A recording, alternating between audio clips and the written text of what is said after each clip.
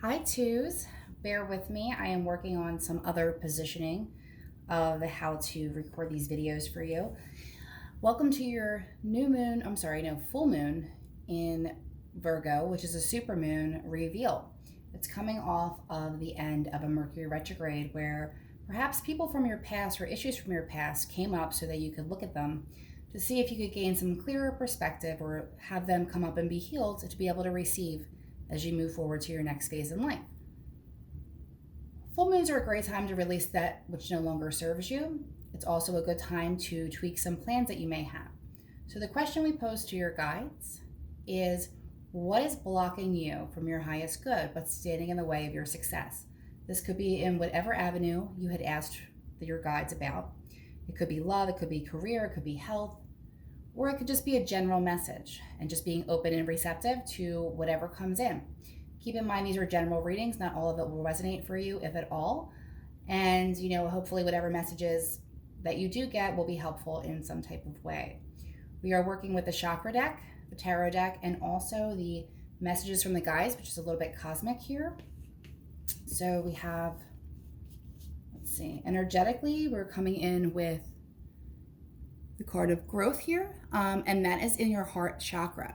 So there's a heart expansion energy that's coming in here, and there's been a lot of growth. And usually when we have that growth in our heart space, it's because of either mistakes that we've made or missteps that we've made. So really being easy on yourself in that sense and kind of not holding on to that energy of the past as you move forward, it has shown that you have grown. You've reached the next level in whatever it is that you're trying to accomplish, whether that's something that you love to do because you're pursuing a passion or like a relationship that's in your life. We have, this actually might be, I have to say I don't know about number 3 because we haven't done that yet, but the last reading had a little bit to do with relationships as well. So this might be coming in, but this is more, so if you see that Queen of Cups, the Queen of Cups is a nurturer. She's the mother. She has a lot of love to give. She kind of wears her heart on her sleeve. He or she, it doesn't really matter. Take it as it resonates for you. So she's a very loving and nurturing person, and not that she's necessarily naive, but she tends to overlook flaws in other people and might have a little bit of a savior complex, wanting to be able to help somebody get to the next level and love and nurture them. It's a very good quality, but something in there has made her feel, it's kind of like an energy of boredom. So it could be, you're coming into this heart space and you're having this growth in your heart chakra and you're looking around being like, this is kind of getting old. I see this cup. Do I want this cup? Every time I've taken a cup, it's been very exhausting emotionally. I've had to change my life up. There's cups in her past and definitely open to receiving love, but nothing has come along to really stir that passion within her. Again, however this resonates for you, whether you're talking about career, health, romance, love is emotional fulfillment. These cups are emotional fulfillment. So I feel like this Queen of Hearts, who's usually really big on heart expansion, has kind of turned her back on these cups for the moment because nothing has been presented that seems not necessarily good enough. I mean, she's not a judgy type of queen, but just not really meshing, not feeling like in alignment with her. And then we have, your beliefs are right for you. That's trusting in your intuition, and whatever feels right for you spiritually, whatever feels right with you creatively on that path, and to kind of lock into that. And making each day count. So a lot of times this can come up in the way of gratitude, being thankful for where you are and the places that kind of got us there. Because we're looking at this from a space of what might be standing in your way for your highest good and what might be an issue, is looking at your heart growth and the expansion and understanding that some things take time to grow, and while they might not at a first glance be something that resonates with you, it might be worth a second glance later. But right now, I don't really feel like that's where your focus is. I feel like it's starting to, we're talking about love and emotional fulfillment and that type of thing. But again, she has her back turned towards it. And I don't feel like her back is turned in a bitter type of way. Like, no, forget this. I don't want this. I've been hurt from the past and I'm not going to do it again. That's not the energy that I'm getting. The energy that I'm getting is, seriously, this queen is bored with the same energies, the same people, the same job, whatever that is. There's something new that needs to be infused into your life right now. So one of the problems that's standing in your way is kind of being in a rut and not really feeling like you can take action on your own behalf to create something new, to create something passionate that you can kind of be excited about, that you can wake up about, that you can't wait to talk about. There's just none of that coming in right now for you. It doesn't mean it's not going to. It just means, releasing some attachment to how that may look for you, or releasing that belief system that it isn't possible for you. I'm just going to do a couple more cards to see if I can get some more information here.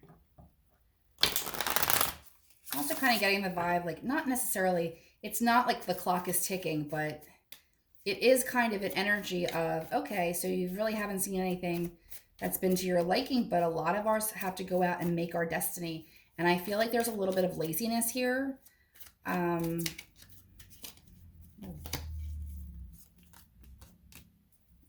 what do we have? Like, I feel like the rut could probably be something. Here we go. Here's a change coming. Good. Changes on the way. Okay. So the change is going to have to start with you being honest with yourself about what you really want. There's an energy coming in of the Ace of Swords, which could bring potential for new ideas and clarity of thought, and knowing what direction one wants to go in, and this isn't where you're like super passionate about it, but it is getting super clear about what you want. So I kind of don't feel like you don't know. Also, the Page of Swords coming in just having to be very honest and communicate what your needs are. This might be uncomfortable for someone like the Queen of Cups, because she likes to protect others' feelings, and she tends to be a little bit of a people pleaser in order to do so. So this might feel a little bit uncomfortable for you, but trust me, get out of your comfort zone and be able to ask for what you want and be very clear about the direction that you want to head in, and some help that you may need. If you do need help, don't forget to be able to call that in. And we have the Hierophant coming in here, which deals with institutions. So this is 5, so it deals with changes, but this could be a mental institution. It could be a hospital institution. It could be an educational institution. It could also be the institution of marriage. So I feel like there's something coming in for you that's backed in tradition that you have an idea about and that you need to communicate.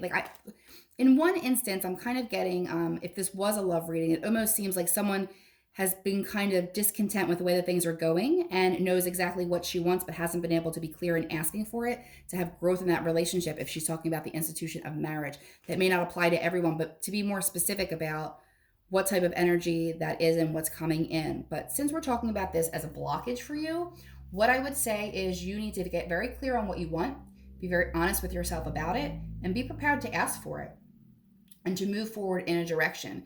When you stay still and you don't, whether that is because you're kind of feeling lazy, it's kind of a rut, you don't feel like you have the money, you don't feel like you have the energy, whatever it is that's holding you back from this next chapter, it's no longer comfortable for you. It has gotten uncomfortable for you because there's just no excitement in that. And not every day is going to be filled with excitement and drama, but as long as you're working in the direction of something you can be excited about, each day will count, and the beliefs that are right for you will come, and you won't be bored. And what you're pouring your heart into will be something that's worth investing in. So I hope that message was helpful, and I hope you have a really good full moon cycle, closing out what no longer serves you, moving into what will be more beneficial for you in the future. If you want to book a personal reading, you can go over to www.inspiredchiradio.com and see all the things we have to offer and see if that might be right for you, as well as check out we've just wrapped up our radio show, and there are 9 episodes available now on podcast. If you find a topic that you're interested in and you would like to listen to the show, we would be grateful, and thank you for participating.